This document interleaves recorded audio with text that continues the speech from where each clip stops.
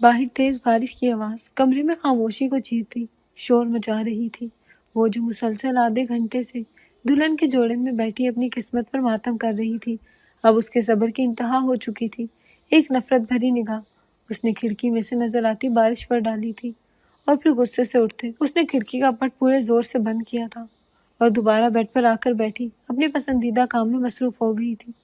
مسلسل آدھے گھنٹے سے رونے کی وجہ سے اس کا میک اپ اب خراب ہو چکا تھا، آنکھوں پر سیاہ کاجل پھیل گیا تھا، لیکن اس وقت اسے کسی بات کی پرواہ نہیں تھی۔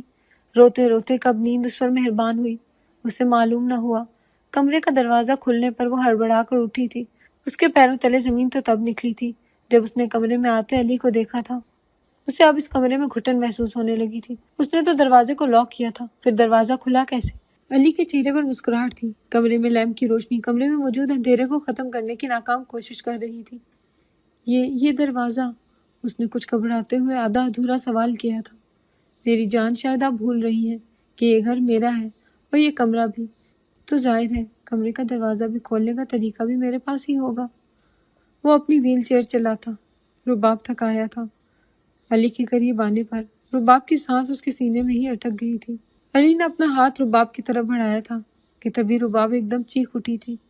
ہاتھ مت لگانا مجھے، دور رہو مجھ سے، وہ دلہن کے جوڑے میں بیٹھی چیخ رہی تھی۔ آواز نیچی رکھو اپنی، بیوی ہو تم میری، پورا حق رکھتا ہوں تم پر بھی اور تمہارے وجود پر بھی۔ علی رباب سے دوگنی اونچی آواز میں اس پر چلایا تھا۔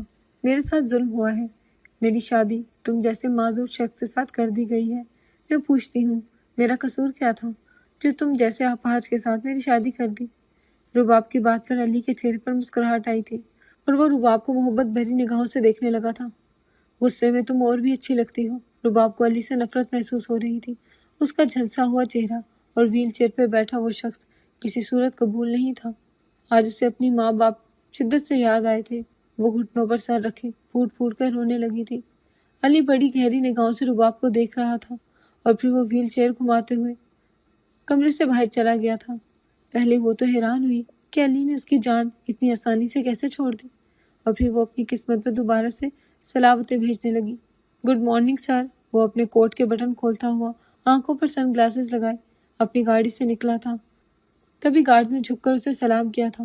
وہ شاہانہ چال چلتا اپنے کیبن کی طرف جا رہا تھا جب کیبن میں بیٹھے وجود کو دیکھ کر وہ ٹھٹک کر رکا تھا۔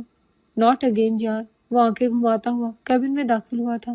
ویزاریت اس کے چہرے سے صاف واضح تھی۔ وہ سلام کرتا اپنی کرسی پر بیٹھ کر اپنے کام میں مصروف ہو گیا۔ وہ مسلسل سامنے بیٹھے وجود کو نظر انداز کر رہا تھا۔ مقابل کا جب صبر جواب دے گیا تو وہ دھیمے مگر سخت لہجے میں باز پرس کرنے لگا۔ یہ تم نے کیا نیا تماشا بنا رکھا ہے؟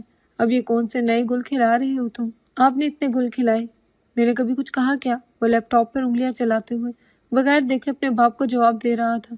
شرم کرو کچھ، باپ ہوں میں تمہارا، باپ ہونے کی ہی تو شرم کر رہا ہوں۔ منیب صاحب تو غصے سے لال پیلے ہو رہے تھے۔ اتنا غصہ کرنے کی ضرورت نہیں ہے، یہ پانی پئیں اور خود کو ٹھنڈا رکھیں۔ میں نے آپ کی طرح کسی گناہ کا کفارہ ادا کرنے کے لیے نکاح نہیں کیا، بلکہ ایک اچھے گھر سے خاندانی لڑکی کو لے کر آیا ہوں۔ وہ مسلسل اپنے باپ کو تانے دے رہا تھا۔ وہ ایسا ہی تھا، جو غلط لگتا ہے اس کو کہنے میں جھجکتا نہیں تھا، خواہ پھر اس کے سامنے اس کا باپ ہی کیوں نہ ہو۔ منیب صاحب اپنا سر پکڑ کر بیٹھ گئے تھے۔ مجھے تو ایسے لگتا ہے جیسے میں تمہارا باپ نہیں، تم میرے باپ ہو، بات بات پر تانے دیتے ہو۔ بس کر دو یار، تنگ آ گیا ہوں تمہارے ان تانوں سے تو میں۔ اب میرے پاس کرنے کیا آتی ہے؟ میں نے تو کبھی آپ کو دعوت نامہ نہیں دیا۔ چہرے پر سنجیدگی سجائے وہ اپنے باپ کو جواب دے رہا تھا۔ علی، مجھے تمہاری فکر ہوتی ہے، اکلوتے بیٹے ہو تم میرے۔ علی کے چہرے پر طنزیہ مسکراہٹ آئی تھی۔ کیا واقعی آپ کو میری فکر ہے؟ موم کے جانے کے بعد مجھے کبھی نظر کیوں نہیں آیا؟ کیا آپ کو میری فکر ہے؟ منیب صاحب علی کا چہرہ دیکھتے رہ گئے تھے، لیکن جواب دینے کے لیے ان کے پاس کچھ بھی نہیں تھا۔ علی اپنی جگہ بالکل ٹھیک تھا۔ منیب صاحب نے اپنی دوسری شادی کے بعد علی کو اتنا وقت دیا ہی نہیں۔ وہ اپنی نئی بیوی میں مصروف رہے تھے اور یہی ان کی غلطی تھی۔ منیب صاحب کے جانے کے بعد ایک بھولا بھٹکا آنسو علی کی آنکھوں سے بہہ گیا تھا، جسے بے دردی سے اس نے صاف کیا تھا۔ اسے ہمیشہ سے اپنے باپ سے بے انتہا محبت رہی تھی۔ ماں کے گزر جانے کے بعد وہ بہت حساس ہو گیا تھا، اور اس سے بھی زیادہ حساس تب ہوا جب اس کا باپ اسے بتائے بغیر دوسری شادی کرایا تھا اور اس پر سوتیلی ماں لا کر بٹھا دی تھی۔ وہ محض 12 سال کا تھا جب اس کی سوتیلی ماں نے اس پر ظلم کے پہاڑ توڑ دیے تھے۔ تب سے ہی وہ اپنی سوتیلی ماں سے باغی ہو چکا تھا اور اپنے باپ سے دور رہنے لگا تھا۔ وہ شام ہوتے ہی گھر گیا تھا۔ سر میڈم نے صبح سے کچھ نہیں کھایا، نہ وہ کمرے سے باہر آ رہی ہیں اور نہ ہی کسی کو کمرے میں جانے کی اجازت ہے۔ گھر پہنچتے ہی اس کے ملازم نے اسے جو خبر دی تھی وہ اس کے 14 طبق روشن کر گئی تھی۔ وہ صبح سے رات کو گھر واپس لوٹا تھا، جس کا مطلب تھا کہ وہ صبح سے بلکہ کل رات سے بھوکی ہے۔ ٹھیک ہے، تم کھانا تیار رکھو اور میری ویل چیئر لے کر آؤ، میں خود دیکھتا ہوں۔ کمرے میں اندھیرا تھا۔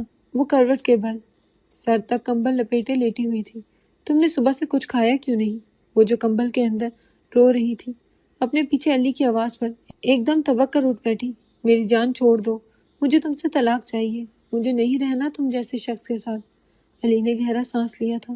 یہ بات تو اب تم بھول جاؤ کہ تم مجھ سے کبھی دور جاؤ گی۔ زندگی تو تمہیں میرے ساتھ ہی گزارنی ہوگی، پھر چاہے خوش ہو کر گزار لو یا رو کر۔ میں نے تمہارے پیسے دیے ہیں تمہاری ماں کو، ایسے کیسے چھوڑ دوں؟ رباب کو لگا تھا کہ اس نے کچھ غلط سن لیا ہے۔ کیا کہہ رہے ہیں؟ میں بالکل ٹھیک کہہ رہا ہوں، تمہاری ماں نے مجھ سے بلینک چیک دستخط کروائے ہیں۔ رباب کے چہرے پر طنزیہ مسکراہٹ آئی تھی۔ تو یوں کہو نا کہ تم مجھے خرید کر لائے ہو، پھر تو میرا احتجاج کرنا بنتا ہی نہیں ہے۔ تم ہوس پرست اور کر بھی کیا سکتے تھے، لیکن ایک بات یاد رکھنا، تم میرے وجود تک رسائی حاصل کر لو گے لیکن میری روح تک کبھی نہیں پہنچ پاؤ گے۔ میں تم سے ساری زندگی نفرت ہی کرتی رہوں گی۔ تبھی علی نے اپنا ہاتھ آگے بڑھا کر رباب کو اپنی طرف کھینچا تھا۔ وہ علی کے کھینچنے پر اس کے اوپر جا گری تھی۔ اس نے اپنی آنکھیں بند کر رکھی تھی۔ کیا کہہ رہی تھی؟ ہوس پرست ہوں میں؟ تو ٹھیک ہے، میں اپنی ہوس اپنی بیوی سے ہی پوری کروں گا۔ تبھی رباب نے چہرہ علی کے سینے میں چھپائے اس کا گریبان مضبوطی سے تھام لیا تھا۔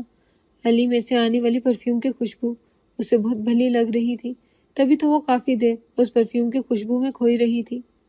ابھی تو کہہ رہی تھی کہ مجھ سے نفرت کرو گی، اور ابھی میرے اتنے قریب بھی تمہیں کوئی تکلیف محسوس نہیں ہو رہی۔ علی نے اس کے کان میں جیسے سور پھونکا تھا۔ تبھی وہ آنکھوں میں آنسو لیے علی کے گریبان پکڑے اس کے سینے پر سر رکھ کر رونے لگی تھی۔ علی آرام آرام سے اس کے بالوں کو سہلانے لگا تھا۔ دونوں طرف خاموشی تھی۔ اس رشتے کو قبول کر لو میری جان، اسی میں ہماری بہتری ہے۔ اس نے آنسو بھری نگاہوں سے علی کو دیکھا تھا۔ جب تک تم نہیں چاہو گی میں تمہارے قریب نہیں آؤں گا، یہ میرا وعدہ ہے۔ میں چاہتا ہوں تم مجھ سے محبت کرنے لگ جاؤ اور دل سے اس رشتے کو قبول کر لو۔ اور یہ پہلی مرتبہ تھا جب رباب نے آگے سے کوئی رد عمل ظاہر نہیں کیا تھا، بلکہ خاموش رہی تھی اور خاموشی سے پھر اس کے سینے پر سر رکھ لیا تھا۔ اگلی صبح رباب کی آنکھ کھلی تو علی کمرے میں موجود نہیں تھا۔ وہ تو حیران تھی اپنی تبدیلی پر۔ شاید نکاح کے بول میں اتنی طاقت تھی کہ وہ رات بھر علی کے سینے سے چپکی سوئی رہی۔ کیا ہو گیا ہے مجھے؟ اگر ہم دوست بن کے رہیں تو علی اتنا بھی برا نہیں ہے، وہ دل میں سوچ رہی تھی۔ جب دروازے پر دستک ہوئی وہ ایک دم گھبرا گئی تھی۔ کون ہے؟ میڈم میں آپ کے لیے ناشتہ لے کر آئی ہوں۔ تبھی ایک ملازمہ کمرے میں داخل ہوئی تھی۔ سر کا آرڈر ہے، آپ ابھی ناشتہ کریں۔ سر کا آرڈر ہے؟ اس نے منہ چڑھاتے ہوئے ملازمہ کی بات کو دہرایا تھا۔ ٹھیک ہے، رکھ دو یہاں پر۔ رباب کو بھی اب بھوک لگ رہی تھی، اس لیے 2 دنوں سے اس نے بھی کچھ نہیں کھایا تھا۔ تبھی خاموشی سے کھانا کھانے لگی تھی۔ میں نے تم سے ایک کام کا کہا تھا، اگر تم سے یہ کام نہیں ہو سکتا تو مجھے بتا دو۔ وہ فون پر کسی کو جھڑک رہا تھا۔ تبھی کیبن کا دروازہ کھولتے ہی کوئی اندر داخل ہوا تھا۔ علی نے سامنے نگاہ ڈالی تو ناگواری سے اپنی نظریں بدل لی۔ ٹھیک ہے، یہ کام جلد سے جلد ہو جانا چاہیے، فون پر کہتے اس نے جھٹکے سے فون بند کر دیا تھا۔ چہرے پر ناگواری ابھی بھی واضح تھی۔ مقابل کو دیکھے بغیر وہ اپنے کام میں مصروف ہو گیا تھا۔ وہ جو سامنے بیٹھی کب سے ایک نظر کرم کا انتظار کر رہی تھی، چہرے پر مکروہ مسکراہٹ سجائے اپنی جگہ سے اٹھی تھی اور علی کی اجازت کے بغیر اس کی گود میں جا بیٹھی تھی۔ علی اس افتاد کے لیے تیار نہیں تھا، اسی لیے ایک دم پریشان ہو گیا تھا۔ یہ کیا حرکت ہے؟ دور ہو جاؤ مجھ سے، وہ چلایا تھا، لیکن شیزا پہ کسی قسم کا کوئی اثر نہیں ہوا تھا۔ وہ ڈھیٹوں کی طرح چہرے پر مسکراہٹ سجائے ابھی بھی علی کی گود میں ہی بیٹھی تھی۔ شیزا، میں آخری مرتبہ کہہ رہا ہوں، مجھ سے دور ہو کر بیٹھو، نہیں تو کیا کر لو گے؟ وہ اس کا گریبان پکڑتی اپنی طرف کھینچ کر بولی تھی۔ تم اب اپنی حد پار کر رہی ہو، لگتا ہے تمہارے بھائی سے بات کرنی ہی پڑے گی۔ میں صرف عالیان کا لحاظ کر رہا ہوں، ورنہ تم جیسی لڑکیوں کو میں 2 منٹ کے اندر اندر آفس سے دھکے مار کر باہر نکالوں۔ تم سمجھتے کیا ہو خود کو علی؟ تم کیوں نہیں سمجھتے میں تم سے محبت کرتی ہوں، تم سے شادی کرنا چاہتی ہوں؟ اچھا، اگر ایسی بات ہے تو سن لو، میں شادی کر چکا ہوں، بیوی ہے میری، اور تم سمجھتی ہو کہ مجھے تم میں کوئی دلچسپی ہے؟ تم جیسی لڑکیوں کو میں دیکھنا بھی پسند نہیں کرتا۔ اپنا حلیہ دیکھا ہے؟ کبھی کپڑے تک پہننے کا ڈھنگ نہیں تمہیں، اور چلی ہو میری بیوی بننے۔ اب یہاں سے چلی جاؤ۔ اس سے پہلے میں تمہیں دھکے مار کر اپنے آفس سے باہر نکالوں۔ واٹ دا ہیل، یہ تم کیا کہہ رہے ہو؟ تم نے شادی کر لی ہے؟ نہیں، ایسا نہیں ہو سکتا، تم ایسے نہیں کر سکتے میرے ساتھ، تم مجھے دھوکہ نہیں دے سکتے۔ دھوکہ؟ میں نے تم سے شادی کے وعدے کب کیے تھے؟ تو وہ کیا تھا جو ہر وقت تم میرے ساتھ ساتھ رہتے تھے، میرے آگے پیچھے گھومتے تھے؟ علی نے گہرا سانس لیا تھا۔ ہاں، یہ میرا قصور ہے، مجھے پہلے دن ہی تمہیں شٹ اپ کال دے دینی چاہیے تھی، لیکن نہیں، تم نے تو سوچا ہوگا کہ اچھا مال ہے وقت گزاری کے لیے، وقت گزاری کے بعد دودھ سے بال کی طرح باہر نکال پھینکوں گا، ہے نا؟ یہی سوچا تھا نا تم نے؟ شیزا کی آنکھوں سے آنسو بہہ رہے تھے۔ دیکھو شیزا، میں مانتا ہوں میرا قصور ہے، میں نے تمہیں بڑھاوا دیا، لیکن وہ صرف وقتی جذبات تھے۔ تم ان سب کو بھول جاؤ اور آگے بڑھو، آگے پوری زندگی پڑی ہے تمہارے لیے، بھول جاؤ۔ تمہارے لیے وہ وقت گزاری ہوگی، لیکن میرے لیے نہیں۔ یاد رکھنا، تمہیں اس کے کیے کی سزا بھگتنی ہوگی، میں تمہیں معاف نہیں کروں گی، تمہیں اس کی سزا ضرور ملے گی۔ اتنا کہتے ہی شیزا نے اپنی آنکھوں سے آنسو بے دردی سے صاف کیے تھے اور آفس سے نکلتی چلی گئی تھی۔ علی کو لگا کہ وہ وقتی غصے میں ہی ہے، اسی لیے اتنی بڑی بڑی باتیں کر رہی ہے، لیکن وہ نہیں جانتا تھا کہ کتنی جلد وہ اپنا کہا پورا کرے گی۔ کون ہے وہ؟ مجھے اس کا پورا بایو ڈیٹا چاہیے، کہاں کی رہنے والی ہے، کیا حیثیت ہے اس کی، اور ہاں، میں جب کہوں اس کو علی کے گھر سے بھی اٹھا لینا، اور یہ کام ہو جانا چاہیے، ورنہ میں تمہارا وہ حشر کروں گی کہ تم ساری زندگی یاد رکھو گی۔ ٹھیک ہے میڈم، جو آپ کہہ رہی ہیں ویسا ہی ہوگا، لیکن میرے پیسے؟ ہاں، تمہیں تمہارے پیسے مل جائیں گے۔ وہ اپنے کمرے میں بیٹھی راکنگ چیئر کو ہلا رہی تھی۔ علی، تم نے جو میرے ساتھ کیا، میں تمہاری بیوی سے اس کا بدلہ لوں گی۔ تو دوسری طرف رباب کھڑکی میں سے باہر دیکھتے ہی سوچ بھی نہیں سکتی تھی کہ اس کے ساتھ کیا ہونے والا تھا۔ اس کی زندگی میں ایسا امتحان آنے والا تھا جس کے بعد شاید وہ کبھی نارمل زندگی گزار ہی نہ پاتی۔ وہ رات کو گھر لوٹا تھا، لیکن نہ جانے کیوں آج دل بے چین تھا۔ اس نے سب سے پہلے اپنی دشمن جا کو دیکھنا ضروری سمجھا۔ میڈم کہاں پر ہیں؟ سر، وہ تو چہل قدمی کرتے ہوئے گھر کے پچھلے حصے میں چلی گئی۔ ہیں کیا؟ اور تم نے انہیں جانے دیا؟ عباس، میں دیکھ رہا ہوں، آہستہ آہستہ تم اپنے کام پر دھیان نہیں دے رہے۔ کہاں پر ہے تمہارا دھیان؟ مجھے تمہاری یہ لاپرواہیاں بالکل پسند نہیں۔ عباس کے چہرے کا رنگ اڑا تھا۔ یہ تم اتنے بھوکلائے ہوئے کیوں ہو؟ نہیں سر، کچھ بھی تو نہیں۔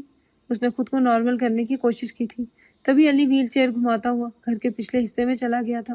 رباب مسلسل پیچھے بنے باغ میں لگے پھولوں کو دیکھ رہی تھی۔ یا اللہ، میں نے یہ زندگی آپ کے سپرد کی ہے، یہاں پر سب کچھ ہے جو ہمیشہ سے میری چاہت رہی، لیکن پسندیدہ شوہر نہیں ہے۔ اگر میرا نصیب انہی کے ساتھ لکھا ہے تو میرے دل میں ان کے لیے محبت پیدا کر دے، ان کے لیے احساس پیدا کر دے، تاکہ میں ان کے ساتھ پرسکون زندگی گزار سکوں۔ اور پھر وہ اپنا ماضی یاد کرنے لگی تھی۔ اس نے جب سے ہوش سنبھالی تھی اپنی سوتیلی ماں کو ہی اپنی ماں سمجھا تھا، لیکن روبینہ بیگم، انہوں نے ہمیشہ ہی رباب کو اپنی سوتیلی بیٹی مانا تھا۔ رباب پر ہر وقت ظلم کرتی، اس سے پورے گھر کے کام کرواتی۔ ایک وقت آیا تھا جب رباب تھکنے لگی تھی، وہ اپنے باپ سے بات کرنا چاہتی تھی، لیکن روبینہ بیگم نے اسے کبھی بات کرنے تک نہیں دی۔ اور جب کاشان صاحب رباب سے ملنا چاہتے تو روبینہ بیگم کوئی بہانہ کر کے انہیں ٹال دیتی۔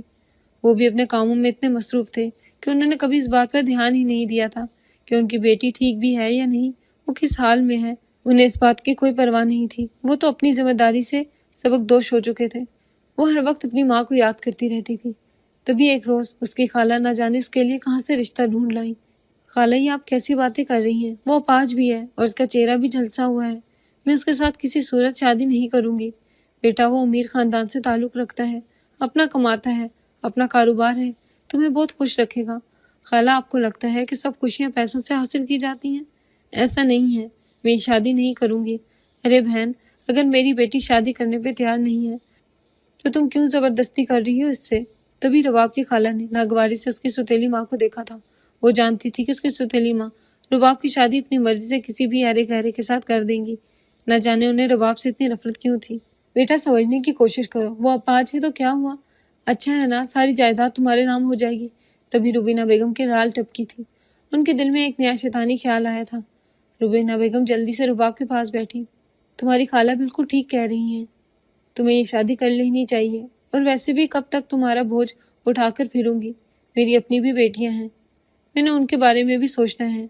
اماں، آپ جو کہیں گی میں وہ کروں گی، جس طرح کہیں گی ویسے کروں گی، لیکن مجھے اس لڑکے کے ساتھ شادی نہیں کرنی۔ اماں، وہ اپاہج ہے، امیر ہے تو کیا ہوا؟ ارے بیٹے، یہ دنیا پیسے سے چلتی ہے۔ رباب نہیں جانتی تھی کہ روبینہ بیگم کے دل میں لالچ بھر آیا تھا۔ وہ سوچے بیٹھی تھی کہ وہ رباب کے ذریعے اس کے شوہر سے پیسے نکلواتی رہیں گی اور اپنی عیاشیاں پوری کریں گی، اور پھر اس کے نہ کرنے کے باوجود بھی یہ رشتہ طے ہو گیا تھا۔ وہ گھونگھٹ کیے سر جھکائے بیٹھی تھی جب مولوی صاحب نے نکاح پڑھانا شروع کیا۔ دولہے کا نام سنتے ہی اس کے ہاتھ کانپے تھے۔ اماں میں یہ شادی نہیں کروں گی، وہ روتے ہوئے گھونگھٹ الٹ کر بولی۔ سامنے ویل چیئر پہ بیٹھے شخص کے چہرے پر ناگواری چھا گئی۔ اس آدمی کا چہرہ بری طرح سے جھلسا ہوا تھا۔ اسے احتجاج کا موقع بھی نہیں ملا جب اس کا نکاح اس معذور سے کر دیا گیا۔ اس کی سوتیلی ماں نے اسے بہت مارا تھا۔ منع کیا تھا نا میں نے تمہیں کہ اس طرح کی کوئی بکواس مت کرنا، لیکن تمہیں تو کوئی سمجھ نہیں آتی۔ انہوں نے رخصتی سے پہلے ہی رباب کی درگت بنا دی تھی۔ وہ روتی ہی اپنے نصیبوں پر افسوس کر رہی تھی۔ اس نے تو سوچا تھا کہ کبھی اس کی شادی ہوگی تو وہ سکھ چین کی زندگی گزارے گی، لیکن وہ نہیں جانتی تھی کہ سکھ چین شاید اس کے نصیب میں ہی نہیں۔ رخصتی کے وقت بھی اس کی ماں کی نظر اس چیک پر تھی جو اس نکاح کے بدلے اس سے ملنے والا تھا۔ وہ ٹیکسی میں سہمی بیٹھی تھی جب ٹیکسی ایک عالی شان محل کے سامنے رکی۔ اس کی حیرت کی انتہا نہیں رہی تھی اتنا بڑا محل دیکھ کر، لیکن اس گھر میں وہ سکون حاصل نہیں کر سکتی تھی۔ یہاں پہ کیوں کھڑی ہو؟ کیا سوچ رہی ہو؟ علی کی آواز پر وہ ایک دم خوف زدہ ہوئی تھی۔ ایک تو آپ بغیر بتا ہی آ جاتے ہیں۔ کچھ نہیں، بس ایسے ہی۔ علی کے چہرے پر مسکراہٹ آئی تھی۔ اس جگہ مت آیا کرو، یہ گھر کا سب سے سنسان حصہ ہے۔ یہ حصہ میری ماں کو بہت پسند تھا، لیکن اماں کے جانے کے بعد میں کبھی یہاں پر نہیں آیا۔ کیا میں آپ سے پوچھ سکتی ہوں کہ آپ کی ماں کو کیا ہوا تھا؟ علی خود سے پھر رباب کو اپنی ماں کے بارے میں بتانے لگا تھا کہ تبھی وہ رباب کے سوال پر مسکرانے لگا۔ ہاں، ان کو دکھوں نے مار دیا۔ ڈیڈ کی بے وفائی نے میری موم کی جان لے لی۔ اور یہ آپ کی حالت یہ کس طرح ہوئی؟ علی نے اپنی نظریں چرائی تھی کیونکہ وہ اب جھوٹ بولنے والا تھا۔ یہ سب ناٹک تو صرف اس نے رباب کو اس گھر سے نکالنے کے لیے کیا تھا۔ رباب، یہ ایک حادثے میں ہوا تھا، مجھے بہت افسوس ہے۔ تبھی علی نے اپنے فون میں سے اپنی تصویر دکھائی تھی۔ میں کبھی ایسا دکھتا تھا اور اب میری یہ حالت ہے۔ علی بے حد خوبصورت تھا۔ رباب کو واقعی افسوس ہوا تھا۔ وہ ایسی ہی تو تھی، پل میں دل کو نرم کر لیتی تھی۔ اس کی آنکھوں سے آنسو بہنے لگے تھے۔ وہ اس کے پاس گھٹنوں کے پل بیٹھی تھی۔ مجھے معاف کر دو، میں نے آپ کو بہت تکلیف پہنچائی ہے۔ میں نہیں جانتی تھی کہ آپ نے اتنا کچھ برداشت کیا ہے۔ اماں تو میری بھی نہیں تھی۔ میں جانتی ہوں اور سمجھ بھی سکتی ہوں کہ سوتیلی ماں کیسی ہوتی ہیں۔ علی نے گہرا سانس لیا تھا۔ رباب، تم مجھ سے وعدہ کرو، تم مجھے کبھی چھوڑ کے نہیں جاؤ گی۔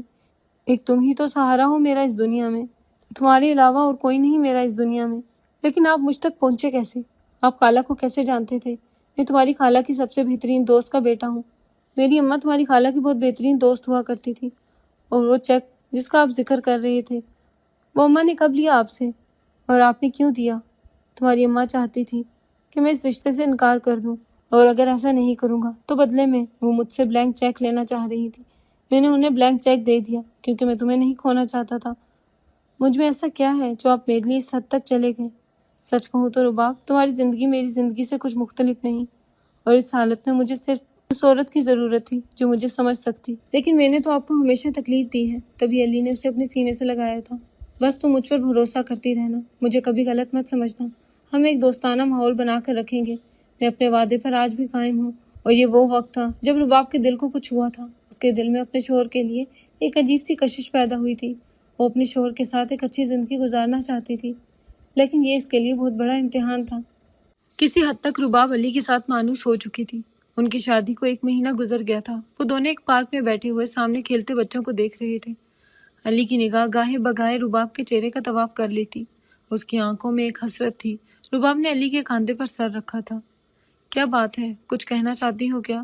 نہیں، کچھ نہیں، بس ایسے ہی۔ علی سمجھ گیا تھا کہ وہ جھجک رہی ہے۔ جب تمہیں لگے کہ ہم اس رشتے کو ایک نیا موڑ دے سکتے ہیں تو میں نے تمہاری الماری میں کالے رنگ کی ساڑی رکھی ہے، وہ پہن لینا۔ رباب ایک دم شرما گئی تھی۔ اس کے چہرے کا رنگ لال گلال ہو گیا تھا۔ وہ نظریں چرانے لگی تھی۔ علی کو اس کا یہ روح بہت بھلا لگا تھا، مگر دونوں نگاہیں جن میں صرف رباب کے لیے حسد ہی حسد تھا اسے بہت غور سے دیکھ رہی تھی۔ تم میں ایسا کیا ہے جو مجھ میں نہیں تھا؟ اور یہ شخص ویل چیئر پہ کیوں بیٹھا ہوا ہے؟ شیزا کچھ سمجھ نہیں پائی تھی۔ تبھی بالوں کو جھٹکتے ہوئے چہرے پر سکارف چڑھائے وہاں سے واک آؤٹ کر گئی تھی تاکہ اسے کوئی پہچان نہ سکے۔ میں نے تمہیں لڑکی کی تصویر بھیج دی ہے، بس اب جلد سے جلد میرا کام ہو جانا چاہیے۔ شیزا نے کسی کو فون ملایا تھا۔ علی کی نگاہ ادھر ادھر کسی کو تلاش کر رہی تھی۔ وہ رباب کو گھر چھوڑتے ہوئے کسی سے ملنے چلے آیا تھا۔ کہاں ہے وہ عورت؟ سر، وہ اندر کمرے میں ہے۔ کسی قسم کا کوئی تشدد تو نہیں کیا نا؟ نہیں سر۔ چھوڑو مجھے، میں کہتی ہوں چھوڑ دو مجھے۔ کمرے سے چلانے کی آوازیں آ رہی تھیں۔ علی کے چہرے پر مسکراہٹ آئی تھی۔ وہ ویل چیئر پر اس عورت کے پاس گیا تھا۔ تم نے مجھے اغوا کروایا ہے، روبینہ بیگم علی کو اپنے سامنے دیکھ کر چلانے لگی تھی۔ آہستہ آہستہ روبینہ بیگم، یہ میری جگہ ہے، تمہارا گھر نہیں جہاں پر تم واویلا مچاؤ گی، اور میں خاموشی سے برداشت کروں گا۔ تم نے جو میری بیوی کے ساتھ کیا اس کا بدلہ تو چکانا ہی ہوگا۔ میں تمہیں ایسے تو معاف نہیں کر سکتا۔ کیا کیا ہے میں نے تمہاری بیوی کے ساتھ؟ وہ اسی قابل تھی۔ شرم کیوں نہیں آئی تمہیں؟ ایک عورت ہو کر ایک عورت کا دکھ نہیں سمجھ سکی تم؟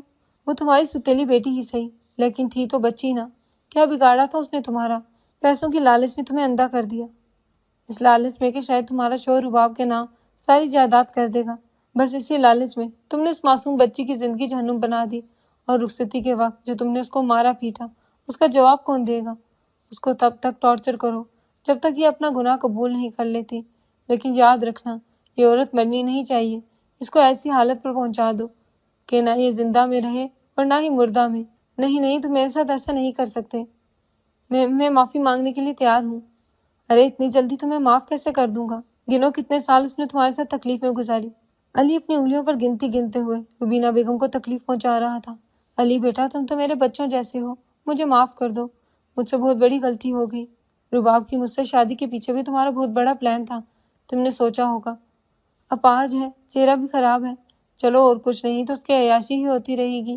روبینہ بیگم کو تو سانپ سونگھ گیا تھا جب وہ شخص ویل چیئر ایک طرف رکھ کر شاہانہ چال چلتے ہوئے اس تک آیا اور اس کو بالوں سے پکڑ کر اس کا چہرہ اپنی طرف کیا تھا۔ تم چل سکتے ہو؟ یہ سب کیا ہے؟ تم نے ہمیں دھوکہ دیا علی۔ علی کے چہرے پر مسکراہٹ آئی تھی، تب اس نے اپنے چہرے سے ماسک اتارا تھا۔ کتنا خوبصورت شخص، وہ بھی رباب کی قسمت میں؟ کیسے ہو سکتا تھا؟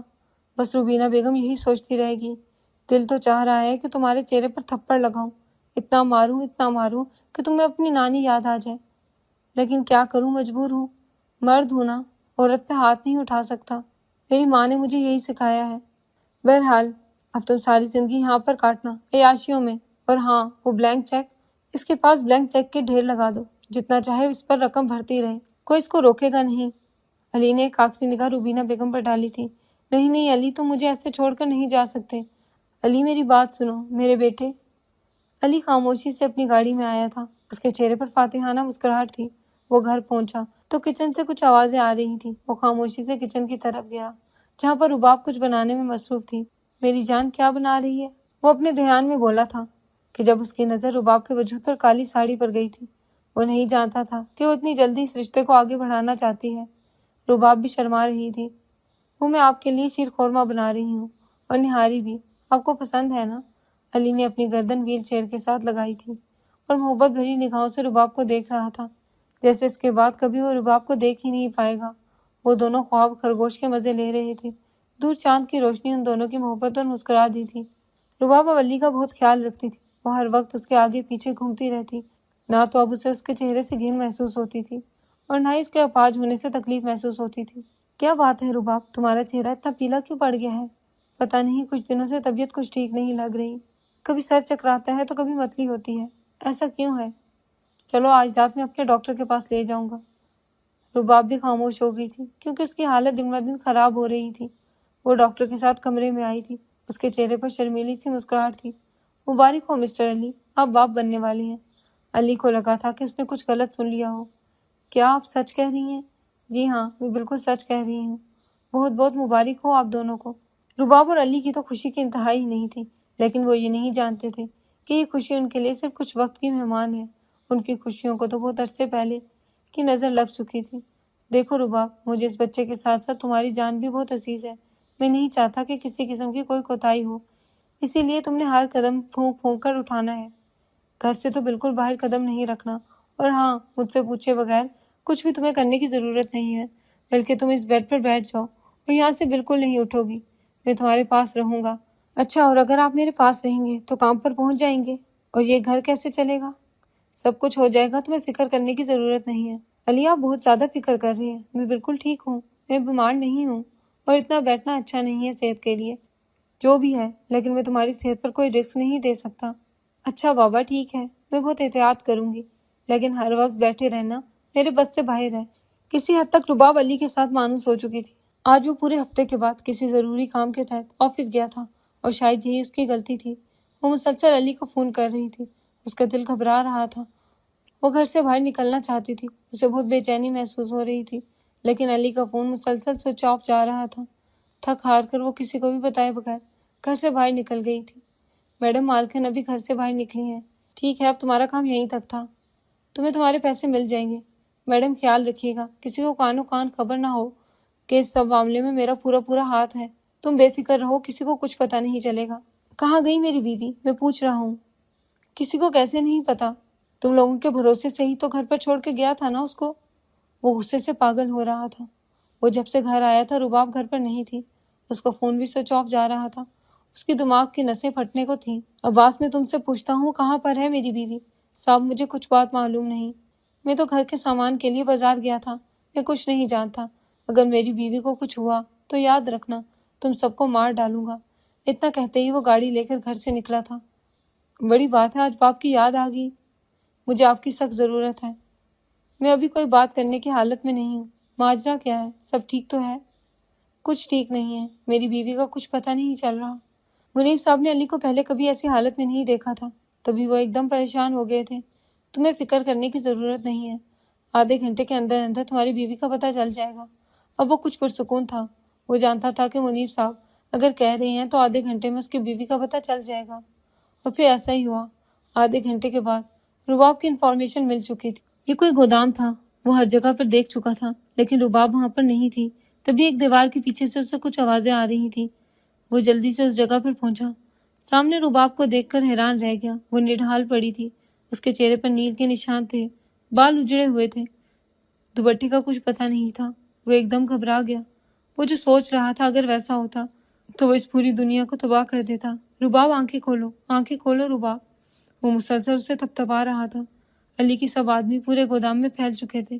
تبھی دو لڑکے شیزا کو پکڑ کر علی کے پاس لے کر آئے۔ سر، یہ ہے وہ لڑکی جس نے میڈم کو اغوا کیا تھا، اور یہ اکیلی نہیں ہے، اس کے ساتھ آپ کا بہت قریبی ملازم عباس بھی ملا ہوا ہے۔ علی نے ایک نظر شیزا کی طرف دیکھا تھا، لیکن کہا کچھ نہیں تھا۔ وہ سمجھ گئی تھی کہ اب اس کی خیر نہیں۔ مجھے معاف کر دو علی، میں غصے میں تھی، تمہیں کھو دینے کا دکھ تھا مجھے، بس اسی وجہ سے۔ شیزا، دعا کرو کہ میری بیوی اور میرا بچہ دونوں صحیح سلامت ہوں، ورنہ میں تمہارا جو حشر کروں گا تم ساری زندگی یاد رکھو گی۔ وہ جلدی سے رباب کو ہاسپٹل لے کر گیا تھا۔ رباب کو ہوش آ چکی تھی۔ علی رباب کے پاس گیا۔ رباب کو اپنی فکر نہیں تھی، وہ تو علی کو اپنے پیروں پہ کھڑا دیکھ کر حیران رہ گئی تھی۔ علی آپ؟ تب بھی وہ رباب کے کندھے پر سر رکھ کر رونے لگا تھا۔ آج تمہیں کھو دینے کا جو خوف تھا میں تمہیں بیان نہیں کر سکتا۔ علی آپ بالکل ٹھیک ہیں، آپ کا چہرہ، آپ کی ٹانگیں، یہ سب کچھ ناٹک تھا رباب، صرف تمہیں حاصل کرنا میرا مقصد تھا۔